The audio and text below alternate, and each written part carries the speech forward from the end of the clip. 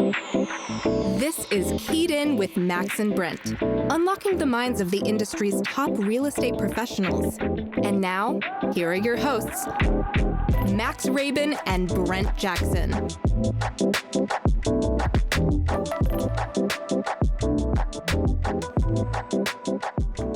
Hey everybody, welcome to the Keyed In podcast. I'm Max Rabin. And I am Brent Jackson. Brent, I feel like I haven't seen you in It's been a while. forever. I've been out on the road touring the world with all these concerts. Oh, really? Yes. All right, just tell us really quickly what you've been doing. So we saw Billie Eilish in Baltimore. We were up there. Justin Timberlake here in D.C., Capital One Arena, and we just got back from seeing Taylor Swift twice down in Miami, which is a phenomenal show. Yeah. Wow. I'd go see her again. I know she's got Indianapolis, New Orleans this weekend, Toronto, I think in November, but I would definitely go back. Highly, highly recommend it. It's like a Broadway show. I mean, it's a total production, 3 hours. She goes from the moment she's on stage until the very end, running, screaming, singing, changing outfits. Night one, like it was pouring down rain, and she's a beast. I mean, she's out there doing her thing, swinging her hair, water's going everywhere, doesn't fall, doesn't miss a beat. I'm like, wow.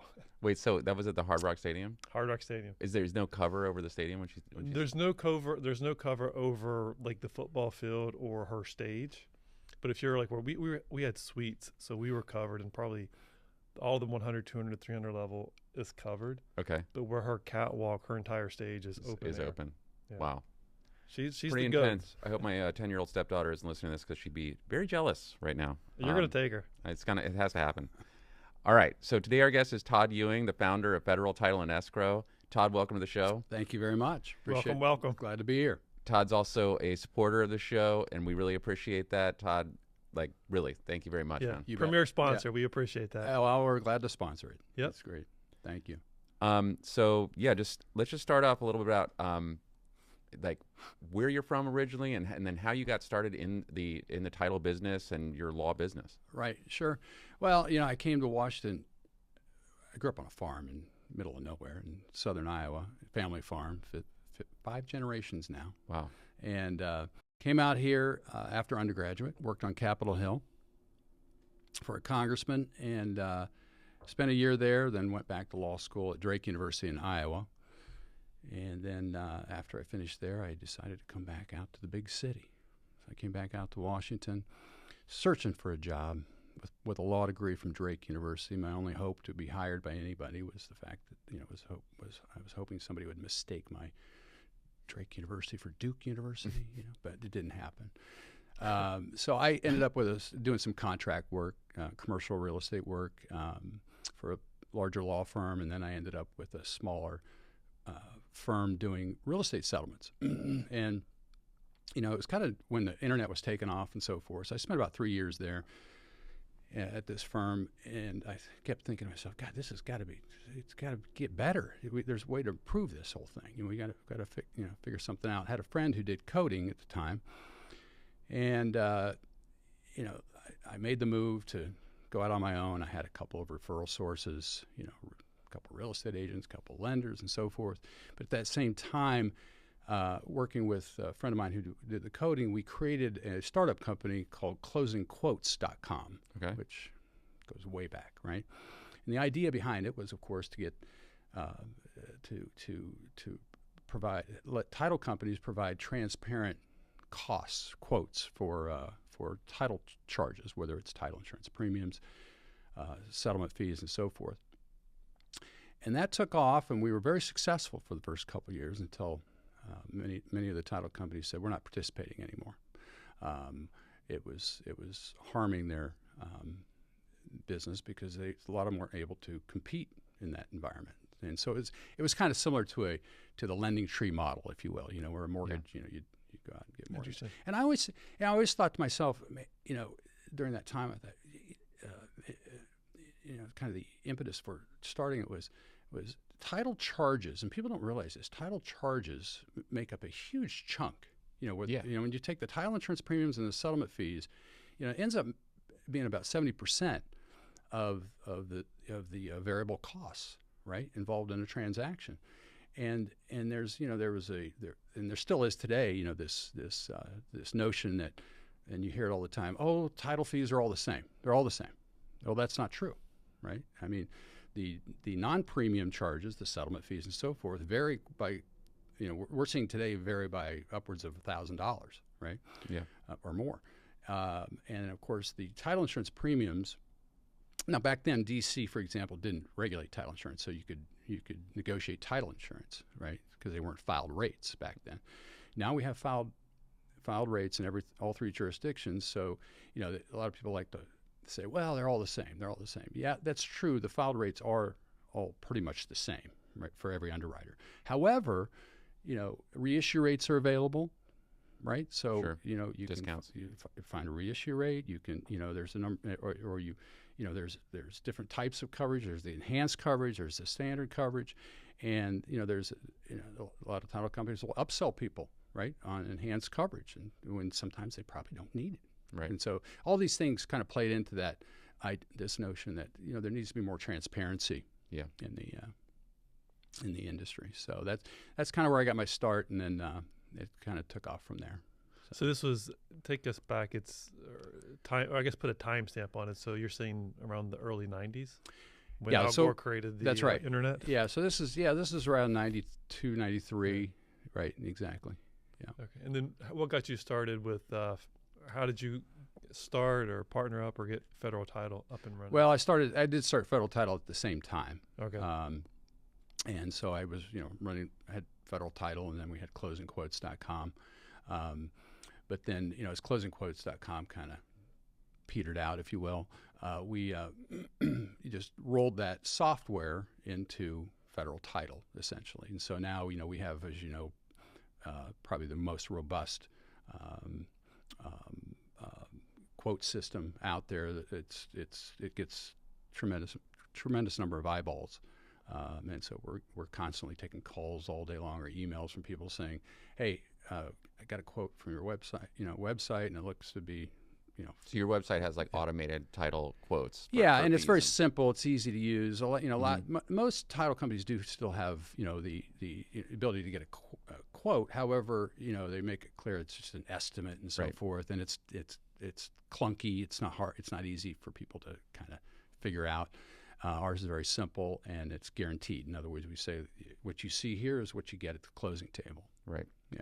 I don't know if I have the app or just go online, but it's the Close It app, and it's the question we always get with a buyer. They're asking how much it's going to cost before if they like the house or not. But it's like, how much is this going to cost at the closing table? Right. So we go right onto the Close It app. That's right. Plug in the numbers, and it spits out, and I can email it or text it to them right there on the spot. That's right. They're like, this is great. Yeah, right. The Close It app is very, very that we created. That's been 15 years ago. Yeah, it's very accurate. So it's within 1% of what you'll see at the closing table in terms of cash to close for the buyer or the seller's net proceeds, right? So I guess I want to pick apart one of the statements you mentioned a few minutes ago. Whether you're using if you're using KVS or counselors, Federal Title, name your title attorney, is it the same cost of insurance for the consumer? Mostly. Again, all those you just named, we all use. Some of us use different underwriters. I mean, we have 3 different underwriters. We have First American, WFG, and Fidelity, and whereas some of these other guys might be using, Stewart or whatever, different underwriters.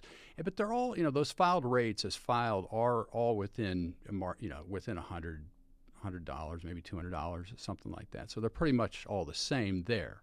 But it's whether or not when a reissue rate is available, is that title company going to volunteer that, right, and go seek it out, right, and that's. I mean, for the most part, that's what I've always told people. It's the title insurance is the same across the board for the most part, but what you're paying for, it's as you mentioned, like $1,000 or more, but even more so, it's the services, because you want to make sure they can get it to the closing table. Competent service. They respond to emails, whether it's 7 o'clock in the morning or 10 o'clock at night. Well, sure. I mean, that's the role we like. We play, and that's the thing I drill into our staff is that we're here to again, we're a fiduciary. We have special duties to all the parties involved. So Our job is, we hear represent the contract all the time, right? Right. Well, that just means you're acting as a fiduciary. You're impartial. And so as a result, your job is to try to do your best to bring this thing to close. And if that means, assisting the real estate agent involved with some stuff, or assisting, the sellers, buyers, whoever is involved, mortgage lender, that's your job. I remember, God, this is a little anecdote here, probably 12 years ago, 15 years ago. We started working with developers in, I think, 2008, 2010. One of the worst, probably the worst closing I've ever had was at your office. Nothing Thank to do you. with the Federal Title, but it was like, we represented the developer. We had a house up in Crestwood, and it's one of those horror stories where not every developer goes the extra mile or even finishes the race, so to speak. So we got to the closing table at 12 o'clock. There were a few unattended items that were supposed to be done on the home inspection list. They weren't done. Buyers came to the 12 o'clock closing, and they were pissed. And I remember it got so contentious that I think we were in a room with you, maybe Joe Gentile, one of your associates, was in a room with the buyers, and they wanted $20,000, and they weren't budging. Neither side were budging. Like they weren't going to get to the closing, sign off on the documents unless they got $20,000 to buyers. And our client, the seller, the developer, was not willing to give one dime. Right. And your office handled it beautifully. I mean, you guys, it was like a symphony how you guys orchestrated getting them to come to an agreement. I can't remember the end result. I just remember I was there from like 12 o'clock until like 5 p.m. Right. It was very contentious. Yeah. I don't know if you remember that. I mean, We've seen it all. We've seen it all, and I think all of our attorney staff is well trained in mediation. I think everybody understands there's emotions involved here, right? And how you approach people is very important. Brent, were the buyer and seller both physically at the office? This was way back when both buyer and seller were physically showing up to sign the documents, and I'll just never forget it because it got so contentious, and our clients would not sign on the dotted line. The buyers wouldn't agree to one dime less than $20,000. I think eventually our sellers just caved because it's $1 million. We're going to negotiate or go back on the open market because they were ready to walk away from the deal. Over $20,000. Well, in that vein, I learned a valuable lesson early on in my career where I had everybody. It used to be everybody was sitting at the table, right? Not anymore. Sellers sign early typically now, but everybody was sitting at the table. The buyer's agent, the listing agent, the buyer and seller. And there was a contentious situation on a home inspection matter. And so, one of the agents said, well, Todd, what do you think? What do you think? And everybody's sitting there.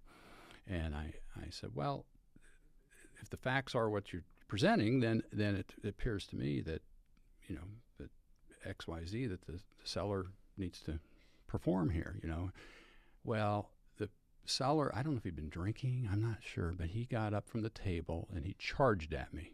What? And he was ready to fight. And so I backed away and I kind of let him outside there. I don't know if you remember Helen Doe. He used to work with. She was sitting at the front desk and looked at Helen. I said, "Call security."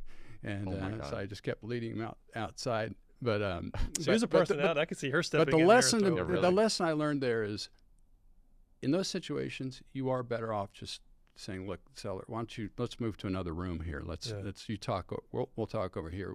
That's how you have to do it, because otherwise you end up in fisticuffs, I guess. So, And in that transaction I discussed earlier, Lindsey Reisman, he was a guest on our show, now with our firm, was on the other side of that. And again, him and I work great together. And I think also is your representation, like the agent's not getting animated and out of control. Like you guys were great. We as agents were great. At the end of the day, it's like these two sides have to figure it out. And we have to kind of hold their hands through this process.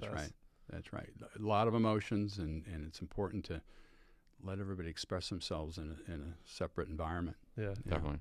Yeah. Tell us about the Real Credit product. Yeah, so the Real Credit, was really again, part of our mission to be transparent, right? And we're an independent company. We don't have affiliations and so forth. So while we were starting to see a lot of our competitors, move into the joint ventures and the affiliated business arrangements and so forth, where agents were getting the kickbacks. We decided that it would make sense for us to share, to quote unquote give a kickback to the buyer. Yep.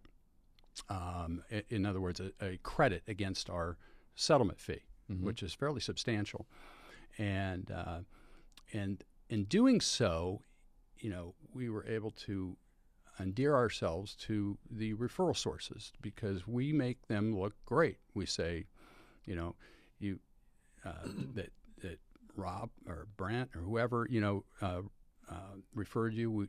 They have no affiliation with us. They don't profit from the referral in any way.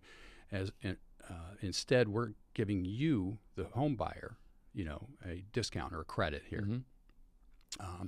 So it's interesting because when we first launched that, well, the competition, understandably, was very upset that we're diminishing the value of what we do and so forth. But they went. Many of them reported us to the insurance commissions that we're rebating title insurance, that we're inducing people to purchase owner's title insurance, that sort of thing. So we had to stand in front of all three insurance commissions for a couple months and explain to them that no, that's not what we're doing. We're giving a credit against our settlement fee, and Right. so. And then once they understood that it was actually a benefit to the consumer, and there was no harm to the consumer, then they said, "Oh yeah, that's fine." It must be kind of tough then to work in, because we're out here competing against other realtors on the street, right?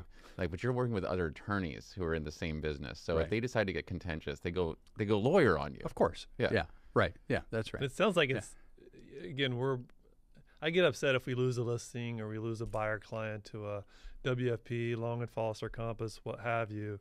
But I'm assuming it's somewhat the same with you all as far Right. as like you're competitive in the sense that you want is all the business that you can get. Sure. Of course. Yeah. And the idea is again to endear ourselves to really to the referral sources, but to the consumer too. I mean, to be consumer friendly in that regard. So, it's been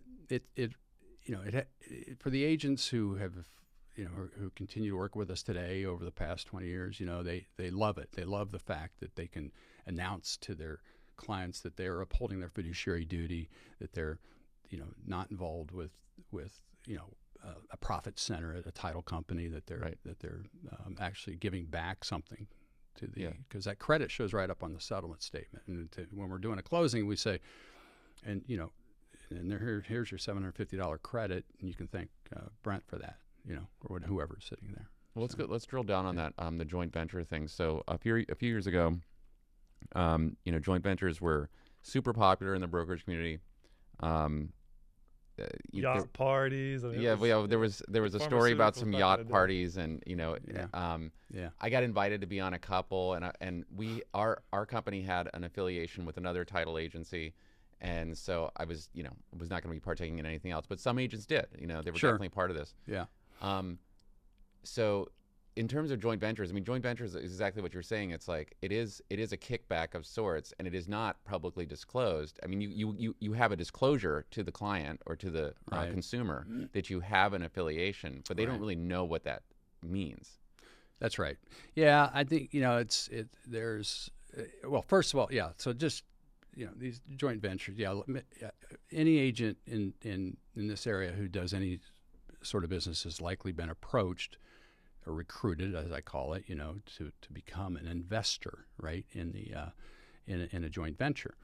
And I don't begrudge people. I mean, they see they're being promised, for very little investment, if any, to earn significant revenues, in the title, and really it's out of the title insurance premiums, right?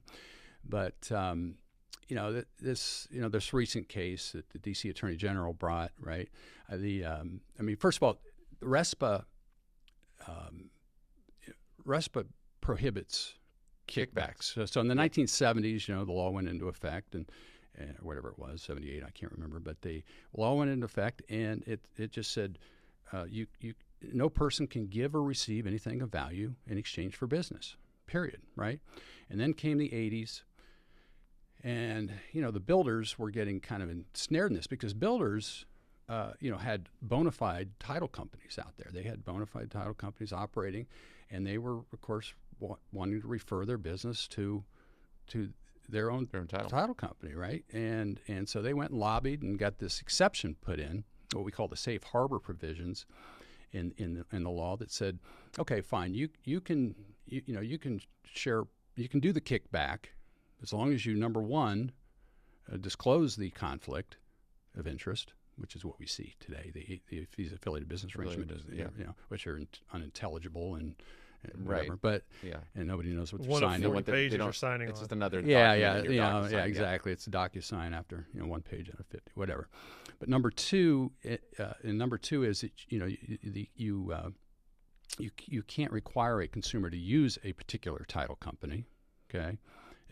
And number three is the only thing of value that you can receive is a return on your shares in the company. Mm-hmm. Okay, so now in the DC case, DC asserted claims under DC statute. DC has a statute that is that first sentence in the RESPA, right? You can't give or receive anything of value in exchange for business. Period. No exceptions in DC. Okay, and that's true for several other states, but the majority of states have adopted the RESPA safe harbor exemptions. Those three elements the requirements I just mentioned. Yeah. And so I think there's such a misunderstanding. I think a lot of people in this area after this DC Attorney General thing came down took solace in the fact that DC, these are RESPA compliant, Mm-hmm. But not according to, if you read the D.C. Attorney General's opinion or their statement and the allegations that were made, they weren't necessarily RESPA compliant because they were the real estate agents, were getting discounted shares. They were buying discounted shares from the title company, right? So they were paying, whatever, $500, $1,000, sometimes as high as $10,000. Sometimes you'd see, right, for to own a share of this company. But the pro formas that were being put out in the recruitment phase were saying, well, you're it's upwards of 2,000% return on that investment. Well, that's a discounted investment opportunity, right? Yeah. I mean, just to give you an example, I mean, if you looked at our EBITDA, if I said, hey, Brent, take 10% of buy 10% of our company, right? Well, that'd be you'd owe me about $500,000. That's a lot of money, right? Yeah. So my point is, a thing of value that it's a different thing of value, right? So that's a thing of value in exchange for business. So that's violative of RESPA. You don't get the safe harbor exemption because the only thing, again, that you can receive under the safe harbor is as a thing of value is a return on your shares. You got it? So, so I think that, again, I think a lot of agents I've talked to a lot and are taking comfort in the fact that if they're currently in a JV, well, this is okay to do in other jurisdictions because it's RESPA compliant. Well, I wouldn't be so sure about that. I think it would be foolish for you to think that. And I would advise, I tell people, whether you're in one now or thinking about getting one, go hire an attorney, not the attorney who's selling you the shares. Yeah. Okay? Go hire an attorney who is a former enforcement. There's tons of them out there. Former enforcement guy from CFPB or whatever. Do you still know agents in the area that are in JVs? Oh, sure. Yeah. In DC? There have to be. No, well, there must be. Yeah. Well, like Virginia or Maryland? Oh, or are they just doing it under the radar? No, it's rampant in Virginia and Maryland. Yeah. And as far as I know, it's DC has calmed down, but I just, again, I don't begrudge agents. They're being told, oh, this is fine, this is all good, We're just we're out here looking for ways to make money. I understand. I get it. Who isn't? But totally it's not get a lot of money either. That's the thing. No, but we were in one, and it was. I mean, you get a little bit of money, or maybe we just got them wrong. I don't know, but you don't get a lot of money, and I actually like the way that it is now that all that is like squashed, because then you can stay with Federal Title, you can stay with whichever you pick your title attorney, and there's and Brent, I think on a larger picture, I think for all of us in the industry is, I mean, here we are. You're right. We're just after the NAR stuff, and we're hitting the reset button, and all the talk is about fiduciary duties and so forth. Are you really fulfilling the fiduciary duties of your client when you're profiting on this other side? I mean, there's a conflict of interest. You're just disclosing it, sure, but it's a conflict of interest.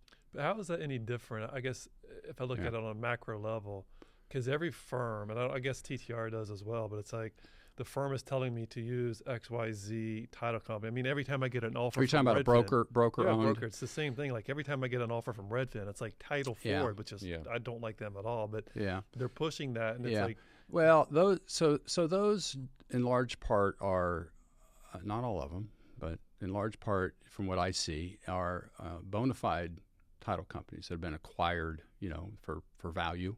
And operate as such, right, from a broker's perspective. Having said that, D.C. Attorney General has said their investigation isn't done. They're continuing to investigate. So, I don't know more than that. So, all right. Well, going to the NAR ruling then, and you also brought some interesting stats with you today that we'll get to. But the NAR ruling. It's still pretty fresh, yes. The changes. We're only a couple months here into this. But for the most part, you brought the data from some transactions over the last 30 days regarding who's paying the commissions, what's going on. And it looks like it's still pretty much overwhelmingly the seller is paying the commissions for these transactions. That's right. Yeah. I think that's what we're seeing. That's what we're seeing in our office. And buyers want representation, and I predicted this. I mean that what we hear at the title company from folks is obviously they want representation, and that buyer broker agreement has always been part of the. Okay, so I'm gonna on this subject. Like when I talked about this before, like there was New York, there was lots of press about this, like leading up to the change in August. Yeah. Because there was press released. I mean, they were plugging this. Those attorneys were paying to make sure everyone knew about their big win. So a lot of the comment sections were like, you can just hire an attorney to write the contract for you. So have you had anyone call you and say, hey, Todd? Sure. Okay. Oh, yeah. Okay. No, yeah. But not a lot. It's certainly more than we've had in the past. I mean, this is, of course, for years we've had people call us, and say, well, this is a FSBO deal. My neighbor, I'm selling my house to my neighbor, my friend, or a relative, or whatever. We hate them. We don't want to do them. It's absolutely a nightmare for us because it's not what we do. Oh, it's a lot of time. And so we do our best to try to get them in the right hands, but there's sometimes that we just end up, writing a contract for them. But but yes, there's been an uptick. We've had buyers call us and say we're unrepresented. Can you assist us and so forth. But not to the extent which was being predicted. But it's interesting. So one of the sheets you got is who's paying the commission. It's fascinating to me. 88% sellers are still paying, 12% the buyers are paying their broker commission. I'm just curious if that's a trend that we're going to see. 12% now. Is it 24% in 2025? No, wait. I think that's not correct. No. 12% has no agents. Right. And Todd, you were saying earlier. You're right. Okay. You were saying before we started recording that. Yeah. You obviously get a lot of other referrals from estate attorneys and families. Exactly. So that's right. So that 12%. Brent, and that 12% is no agent. Yeah, right. Yeah. And I'm wondering, so I guess in 23, like what does that number look like? Half that. So 6%. Right. Yeah. So we have seen an uptick there, right, where there's no agents involved. When that again, in large part, a lot of those are estate attorneys that we know who refer a transaction where they've already got a buyer and so forth, or we have just people. Like I just said before, people calling up saying, we're selling to a family member or whatever. And so that number is up. Yeah, I could tell you just from our practice, I don't know the exact percentage-wise, but we're getting a lot more phone calls from buyers direct. Same. Can I see your listing? Mm-hmm. And we've had two I know that have closed. This is in October that no agent on the other side. Right. Right. And so they're just going unrepresented completely. They go unrepresented. Again, some of that I think we try to educate them and push back and go get an agent. Both times, like we're familiar with the process. We're savvy buyers. We don't need an agent. But sometimes I think the media has misled the consumer, thinking they have to pay an additional 2.5%, 3%, 4%, whatever to their agent, which is not always the case. Right. Right. For the most part, it's not the case, and based on your numbers here, it's not the case. No, we're just not seeing a whole lot of change. Mm-hmm. I mean, it's just not much has changed. Okay, so Yeah. Obviously, this is not a collusion ring, and never was. But you have, and never was, guys. So you also had a stat on here, how much commission is being paid. I'm assuming this is per broker, right? Yeah. Yeah, All per right. side. Right. And so overwhelmingly, you're still seeing a 2.5%. Right. Yeah, is paid to Yeah. one side of the brokerage. Yeah. And still some 3% in here. And then a very small amount is less than 2.5%, I guess is Yeah. what you were saying. Yeah. Yeah. We had a 6%er come in yesterday, which I found interesting on Wow. a sizable property. On one side? Yeah, both sides. Yeah, 3-3. Yeah. 2-3. And then, okay, you have representation. 78% of these deals had a buyer agent. Yeah. 11% no buyer agents, so meaning an unrepresented buyer, and then 11% just no agents, which Right. would be more of the estate, like what is it called, a non-arm's length type, something like that. Yeah. Those types of deals. Yeah. Right. You also kept track of contingencies. I thought it was pretty cool. Right. Yeah. You read the contract and you got all the stats. Yeah. That's That's good right. stuff. Balanced out. Yeah, it is kind of balanced out. So yeah, you have 39% of the contracts that you were looking at had inspection contingencies, 27% had financing, 12% had appraisal, and 22% had no contingencies. Like almost a quarter of the contracts had no Yeah. contingencies. That number just keeps going up too. Right. It's amazing. Yeah. Yeah. If you look in other mhm. jurisdictions, because we bought a few places up in New York, people ask me this all the time. Like I call them your weasel clauses: financing, appraisal, home inspection, because you Right can kind on. of find a Yeah. way to get out of the deal. Yeah, it's like, and they're like, what do you mean weasel? I'm like, anytime I've ever bought a property, especially in certain jurisdictions, like you have to go in contingency free, and it's a hard contract from day one. We can get into this a little bit later, but like the contract is so buyer friendly, like you don't even need any contingencies to get out of the contract if you're a savvy buyer agent. That's true. That's true. Like we have a deal going sideways right now. We just got the email. No contingencies, all cash, closing in 3 months, supposed to close tomorrow. They sent an email. Lender's not going to give us the money. Right. Developer deal. So there's always like, we're going to go in all cash, and they try to do the back end financing. Called 20 different lenders this week. All the lenders shot them down. Their original financer is no longer interested in the deal until sometime in 25. So they're walking away from the deal. Right. So we're going to be negotiating that over the next 24 hours. Like, how do they get out of the deal? Right. And I'm like, well, the seller, either they want this money, they're going to have to release you and give you your EMD back, or you guys can arbitrate this, get your own attorneys, go 9 months later and see who wins $30,000. Yeah. No, that's right. That buyer's in the driver's seat. Yeah. Yeah. So, I mean, that goes back to this, like the contingencies. It's like, I try to educate the buyers without being an attorney. Like, these are some things you can Be think competitive. about, strategize, and you can call an attorney and ask them their thoughts on like how you can get in and out of a contract. Right. Right. Yeah. No, you're right. Buyer's in the driver's seat. Yeah. Yeah. Which is, I don't know, are you on the forms committee? Or No. did you- yeah. No. I think the attorneys there should probably quit their job. I think that they're. they I sit don't on want to there be. and it's like they I don't want to be brag. too critical because I've not spent my Yeah. spent my own time on Yeah. that. But yeah. But they always brag. They're like, "Oh, I sit on the forms committee." I'm like, "Well, if you sit on the forms committee, Yeah. like, won't you actually do your job?" Right. Yeah. Yeah. Like I just noticed one thing the other day. The post settlement occupancy agreement, has been revised, of course, as you Yeah. know, and it used to be the case that there was provision in there that there was, if you didn't use all the days, then it would be sent back as a refund to the other party, but that got removed. So that's put agents in a pickle, Right. because they are like, they thought, well, okay, if they move out early, you're going to get it back. It's changed. I never Yeah. thought about that. I always thought about it as more as like a hard point of negotiation, Yeah. though. Like it's like this is like a credit almost. If they're paying for the post settlement, Yeah. occupancy, Right. right? Yeah.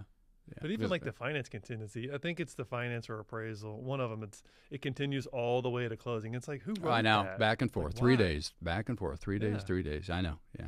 I had I'm in the middle of a transaction right now. It had a long inspection contingency because the buyer, I'm not going to say anything because He'll jinx it. it'll either jinx it or someone will hear it and they'll know this deal. And so the inspection report finally came back and it was pretty normal. It was like, exactly the kind of inspection stuff you would think of. And my seller was like, oh, okay, he said, well, I just want to take a couple notes on these things and then send it to me and I'll agree to it. Yeah. So we sent it back with a couple initials needed. And so then the buyer didn't respond right away because they have 3 more days. Right. And my seller's done this many times because he's a developer. He knows the contract. And so I was like, okay, we sent it back to them. I think this is fine. We should be fine here. It's our last contingency. And he's like, well, they signed it yet? Like literally within 30 minutes. I'm like, no, they have not signed it yet. And he's like, well, tell them to sign it. I'm like, it's not my I don't know where they are. I'm like, they have 3 days. He's like, I should have just signed it the way it was and not written anything on it. I'm like, well, sorry. And he was blowing me up.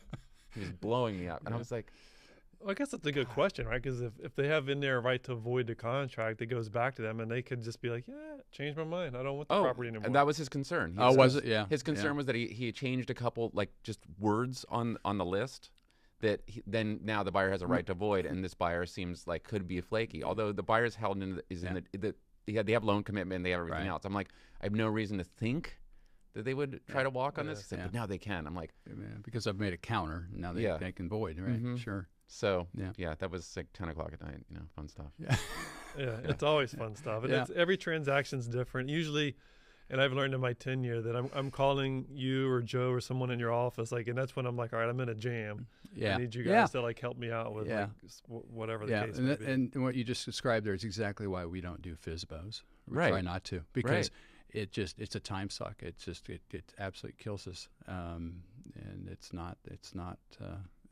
Brent, we need to keep bankers' hours, man. Like, 9 to why do people like 9 to 4? They think like the only thing that I'm doing in my life is waiting for this text. Someone like basically yelling me on text. Like, I'm like, what's my kids like playing on the synthesizer we got? Like, what is it? Well, I've learned to time. I love the new iOS on the Apple phones. Like, you can push emails out at certain time. So I got this news at like 4 o'clock, but I was going into a meeting. I'm like, I don't want to send this. They're going to start blowing up my phone. So I'm like, I'll send this email at like 7 p.m. And then by that time, like, title attorneys are closed, and it's like everything's done. So they're got my mobile phone, man. I'm always So, but I push out the email so that it's just a different time. So they're going to call me when it's after they get it. Yeah. Well, I was thinking about that this morning though, in terms of like the amount of service we give. Like, I was thinking about this, the calls last night, and where I don't know the whereabouts of these other people, and yet. Here we are in this new world where they want to try to drive commissions down, and I don't know, just like some group of people wants to do away with us altogether. It's like, who are you gonna text at 10 o'clock once you've like stopped paying us? When you're worried about losing your contract. That's the challenge. I always see this. Of course, I know what goes I know what goes into what you guys do. I get it, and it's not in my experience. It's not until the day of closing that the client, whether you're representing a buyer or seller, appreciate what just happened, over the past 30 days, right? They appreciate your work. Up until that point, they're in their mind, you're not, they don't see what you're doing, right? And so I think we make it look too easy. They're like, oh, they're not doing anything. That's right. Yeah. We make it look so easy because we've been doing it for so long. Because we hired the right people to help us, and we know the vendors. We got a system. Yeah. So we get punished for that. That's right. Are you seeing, like, in the NAR? I guess I did not see on here. Are the fees still split evenly? You mean the commissions, like between listing agent and buyer agent? Yeah, mostly. Mostly. Yeah. We don't track that, right? Yeah, no. Do you ever have any like contentious points where the agents are in there screaming like, "What do you mean you got X? I'm getting Y"? No, I don't see it. I mean, I've seen it, right? I mean, I've seen agents fight at the closing table. I've seen over money. Yeah, over commission. Yeah, in front of the clients. In one case, I think it was, but that was fun. Yeah. Well, it's not as common for maybe it will be more common now that like a listing agent would take more than a buyer's agent. It usually is split 50-50 most commonly, but there are agents that practice something different where they collect more for a listing fee and offer less for a buyer's agent fee, or the seller would now, I suppose. But whenever someone would get all like upset about that when they would see that on a settlement statement, my thought was always like, I don't know what that listing agent did for that person. It's none of my business. Yeah, right. All I know is like what was offered to us, and it's now going to be paid to us at closing. Why can't I just be focused on that? And like that's the way I think about it. Yeah. We don't get our hands on buyer broker agreements. We don't see them. That would be of great interest to me today to see what those look like in each of our transactions. Whether ideally they're matched. They're matched, right? Yeah. And I don't know, but do you think you'll start to? I'm just thinking out loud. If you have the one pager with they negotiated on the one page to match it up with the buyer agency agreement, so that you guys aren't held liable. And that you dosed out like more money than because we're directed by the contract to pay the contract. Correct. To pay the commission. So no, I don't see that being something we see in the future, is to have it separated or split up, unless it becomes a lender requirement. But I can't imagine why it would be. Sellers paying it. But, sorry, I didn't mean to cut you off. Go ahead. No, I was just going to say that you've obviously been using like technology for your title business from like very early days, and now we're in the post-pandemic era where closings are separated. We're using like online notaries. What do you think, like looking forward, what do you think is the future of transactions? Do you think we're going to be able to automate all of these things even more? Oh yeah. No, it's coming. I mean, we're already seeing AI enter into the space with with our title searches, obviously. You can do a title search in seconds now if you trust that product. I'm not there yet on that, but there's a tremendous amount. There's going to be a tremendous amount of change. I mean, I predicted 10 years ago that within 2 years or 3 years that we would be signing everything on a tablet or otherwise, and that of course hasn't happened. We're still using paper at the closing table when there's a lender involved. Yeah, because they want wet ink signatures. But we're starting to see 2 or 3 large lenders who are now letting us do everything through RON or remote online notarization, which is how we sign almost all of our sellers today, right? Yeah. I mean, we don't even see sellers except on video and signing, and I think that will be the case here. I do believe in the next 2 or 3 years we're going to be doing most of our closings with buyers will elect not to come to the closing table, but instead do what the sellers do now, which is they can sign, like they can be in their car, right? Well, iPhone, not quite, but okay. Yeah, I mean you need a laptop. Those platforms don't work on a phone. Got it. But you need to be on a laptop with video, because we apply a knowledge-based assessment and so forth, and so you have to. I had one seller actually. He failed 2 of his security checks. I don't know how. It's like they had some wrong piece of information. Yeah, those are tough, so especially for people maybe who weren't born in this country. Those are tough, and so sometimes we have to bypass that and take another direction just to get going. Interesting. Yeah. So I guess what about your office footprint? I mean, if everything's remote. Well, that's a good question, Brent. I'm fortunate. We're fortunate, and I think this is true for most of our competition. We have fairly small footprints now. I mean, in other words, we have 5 different office locations, but these are 1,500, 2,000 square foot spaces. It's a good question. I don't know. We'll certainly. I think we'll probably still have to maintain those, because there are going to be people who opt and I would say probably 50-50. 50% of people will say, "No, I want to come in person to do it." It's a ceremonial act, right? Right. Sure. And I'm a traditionalist. I think that's a good thing. And I kind of miss the days when we were all sitting at the closing table, where sellers and buyers and everybody's sitting there, unless it's contentious. Right. But so because neighbor to neighbor, right? And you shake a hand, and it's just a much warmer and pleasant experience for everybody. But it's an interesting phenomenon that's going on now, only because I went into one of our offices yesterday, beautiful office that we have, and there was one agent in there, and I'm like, brokers have to feel the pain on like, every agent wants their own shiny office with a window, but they never go in. I know. I don't know. We our staff, we have about 30% of our staff works remotely. I mean, we have one in Charleston, South Carolina. We have one, we're all over the place. But vast majority are still in office, right? And so they're afforded this tiny little, desk and space. Right. That's all they get. But they're happy because all they have is a laptop. You know, we don't have all the other stuff. That's interesting, because I guess you can pay them less than DC salary, and they can work all jurisdictions and work from their South Carolina. For example, our underwriters, in-house underwriters are processing. Some of our processing staff, will work remotely because they can.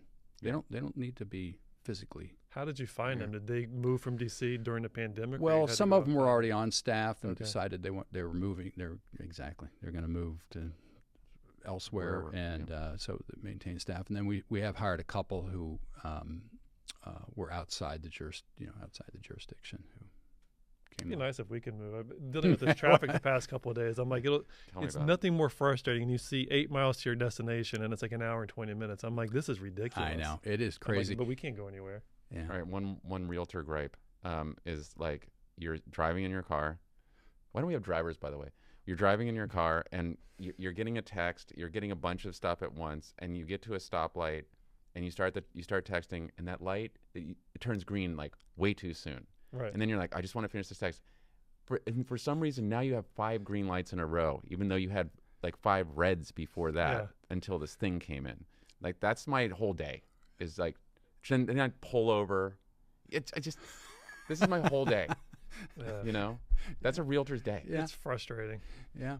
No, I was mentioning to Max earlier that I had moved about 4 years ago. I moved out to Potomac, right? I used to live in Bethesda there. Took you 2 hours to get here, right? It's a river road is all you got. And, and if I don't leave by 6:30 in the morning, then you can just forget it. It's an hour drive, which is crazy. It's like 8 miles. It's crazy. 9 miles. I see that. There's nothing more frustrating. I'm not kidding. It's like 8 miles, 1 hour, hour and a half. I'm like, I don't understand it. It's beyond frustrating. Yeah. Like, our team always jokes with me, like, we'll go to Bethesda at 7 miles. I'm like, going to Bethesda, you've got a budget at least an hour to get there. Or going up to your office on Wisconsin. It's like, I'm not going up there. It's a solid hour. I'll go to the 14th Street office, but I'm not going up there. Right. Brent, I got one more. What about these agents who are all into these like evening open house? I'm not doing that. Okay. You got an evening open house in Mount Pleasant at 5 p.m. Not going. How could I even get there? Yeah. Like, I can't even imagine, like, where am I going to park? Like, how am I going to get home at that time? Or even in McLean, Great Falls, Potomac. Be out there all night. 5 o'clock. It's going to take me 2 hours to get there. I had our little girls doing Russian math up in North Bethesda. Kid you not, I don't know what it is, like maybe 9 miles, hour and a half to get home last night. Whoa. Yeah. Whatever, was it the Parkway, GW Parkway? They've got one lane, and it's a nightmare all the way through. Brent, I think you have enough for the Brent Jackson helicopter now, dude. Yeah. The chopper. Bring in the chopper. Bring in the chopper. Yeah. I have a Kobe Bryant fear. I don't think I'll ever get on a helicopter. No, fair enough. Todd, thanks so much for coming down Absolutely. today, man. Thank you guys. We're not done yet. Oh. Brent has some rapid-fire questions for you. Oh, God. 5 easy questions. I didn't even look at these. Well, that's Don't good. worry about it. That's good. Good. Okay. Top of mind. Okay. So what do you do for hobby outside of work? Golf. Golf? Everybody Obviously. knows this. Golf. I'm accused of being on the golf course more often than I really am, but yeah. Favorite golf course? Well, I'm a member at Four Streams, which is just golf only. It's out near Poolsville. Okay. Nice. Yeah, so for me now in Potomac, it's not far. Yeah. It's simple. Go the other way, less traffic. That's right. Yeah. You played Burning Tree? I've never played it, no. And what's the one down there that Michael Jordan owns? RTJ? No, not down in RTJ, I'm sorry. Florida. I I can't remember the name of it. I don't know. I haven't played that. Well, Michael Jordan's a member at Four Streams. Yeah. Yeah. Ever seen him out there? Sure, I've seen him out there. Oh, that's Couple awesome. but Any books you recommend? yeah, I'm reading one right now. And for people like you, small business folks, it's called traction. Traction. All right. Amazing book, written by a guy who has been successful in his own startups and so forth, and it just puts together a nice, complete package of the do's and don'ts for small business owners, I guess is how I describe it. I'm on it. And it's very good. For those that want to venture outside of downtown DC, what restaurants do you recommend up in Potomac? Oh, Brent, I don't hardly go out to eat. I mean, He's like, how dare you ask me this? Yeah. I mean, when we do go out to eat, my wife and I love Thai food.